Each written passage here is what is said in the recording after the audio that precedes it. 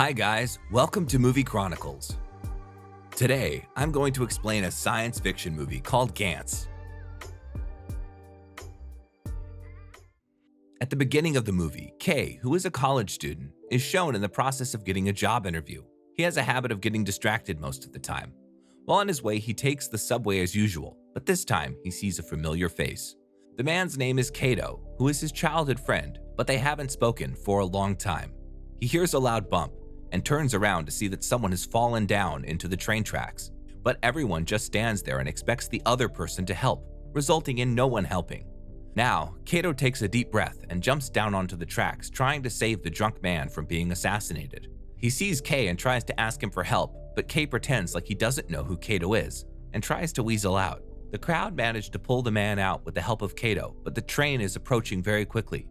Now, Kay sees this and offers his hand, but gets pulled in, and the two get hit by the train. After that, when they open their eyes, they are still together, but in a room where there is a large black sphere. There are other people here as well, but no one seems to be talking. Then, they try to get out by the windows and doors, but everything is locked. Now, they are sure they were hit by a train, but how can they be alive and in this weird place? Others tell them the same thing, that they died and somehow just arrived here. After that, the black sphere lights up and Kay sees a foot, then a hand, and a body materialized right in front of him. It turns out to be a woman named Kishimoto, but she's naked and soaking wet. Kato puts his jacket on her and stops another man from doing the unspeakable. The black sphere starts acting up again, but this time it plays some creepy music, and everyone is shocked at what's happening, except for the one man who appears to be wearing a combat suit underneath. Now the sphere tells them that they are dead and that it controls their new lives now. It then proceeds to tell them to finish off a creature called the Onion Alien. It pops open with guns and armor on the sides. As they approach the sphere, they also see a man sitting inside. Then they open the suitcase with their names on it and seize the combat suits, the same ones worn by the man before.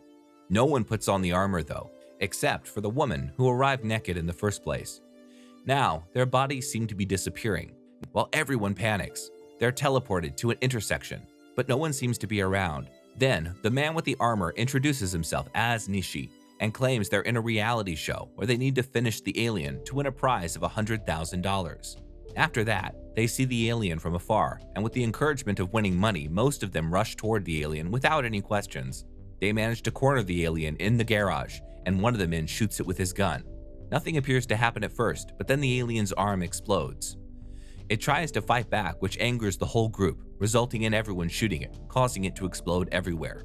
Just when they're planning to collect their prize money, another tall figure appears behind them. The Yakuza tries to intimidate the mysterious figure, but his foot gets chopped off while being lifted by one hand. While struggling, he knocks the wig off the tall man, revealing it to be the alien's father. The group shoots in fear but only manages to hit their teammates, causing them to explode as well. After that, Kay arrives at the garage only to find Kato backing out in fear. Just when he is about to be assassinated, Kishimoto tackles the alien, sending it flying into a wall. Her strength is magnified by the suit. The alien recovers quickly and manages to neutralize the team very easily. Kay finds his armor missing in the suitcase, so he uses it the only way he could. Just when they're about to be assassinated, the alien is paralyzed by a gunshot from afar. Nishi was following them the whole time and used the people as bait. He shoots at the alien's head. It screams in pain while it explodes everywhere. Now they're taken back to the same room, but everyone that died stays dead. Surprisingly, the old man managed to survive as well and was teleported back safely.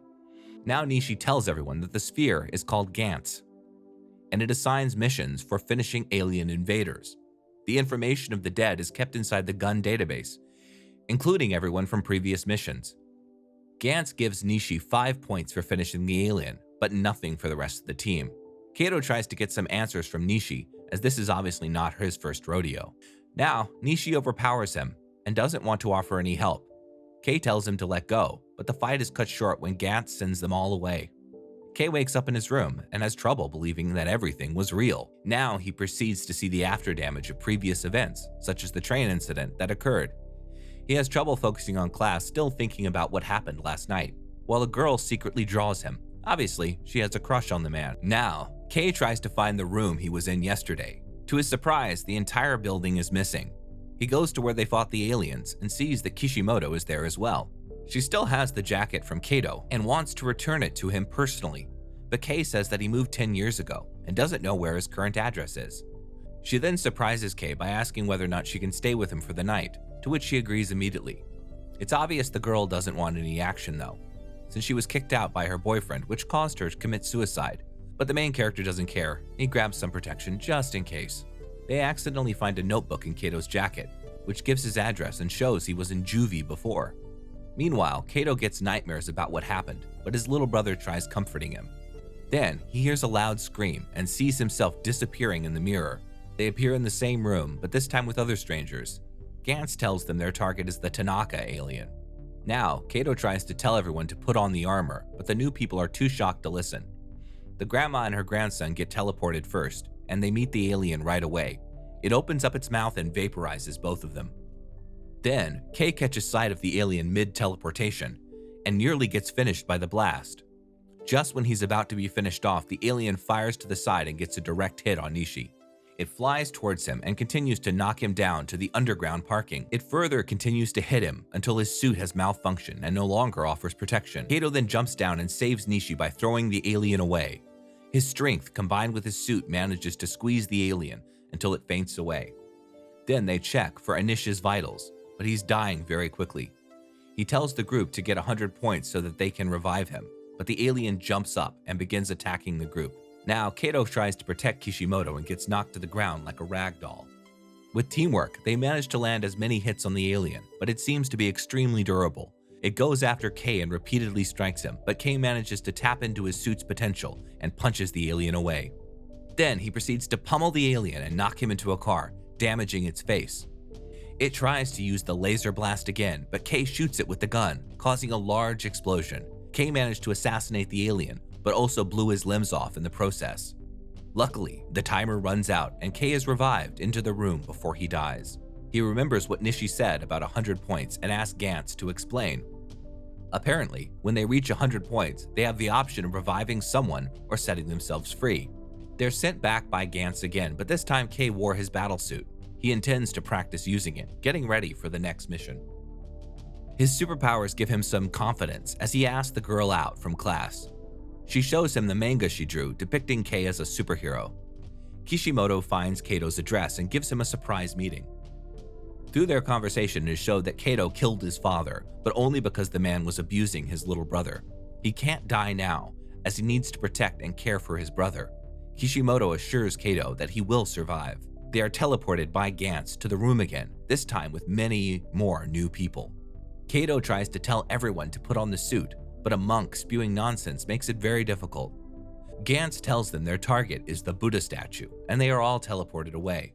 Kay then sees the statue in front of the temple and proceeds to examine it closer.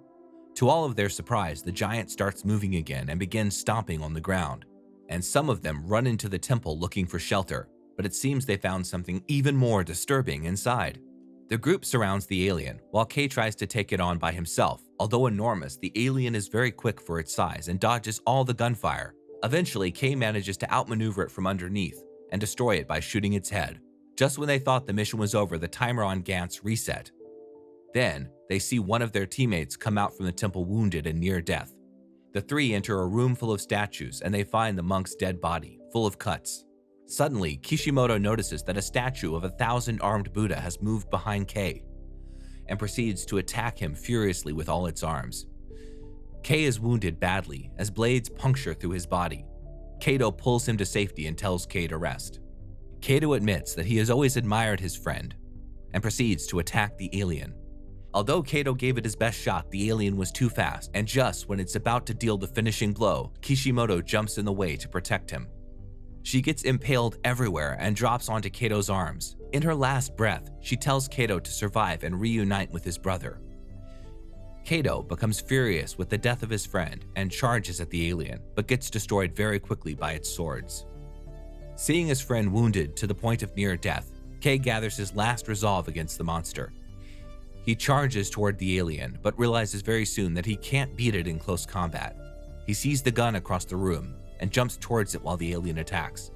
He takes the gun and fires it at the Buddha, but it blocks the attack with its swords.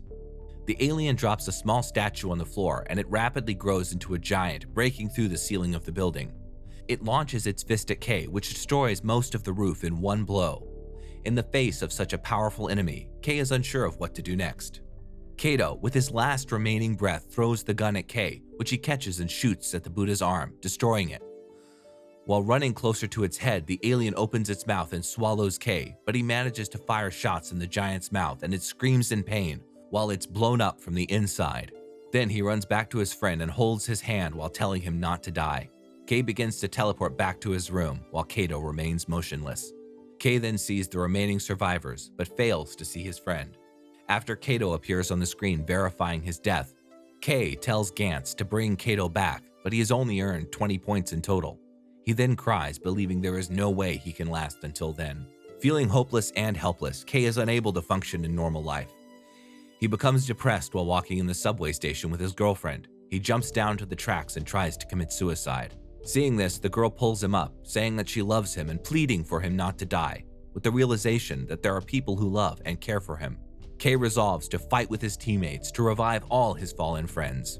Subscribe for more videos like this, turn on notifications, and leave a like to help the channel out. Thanks for watching.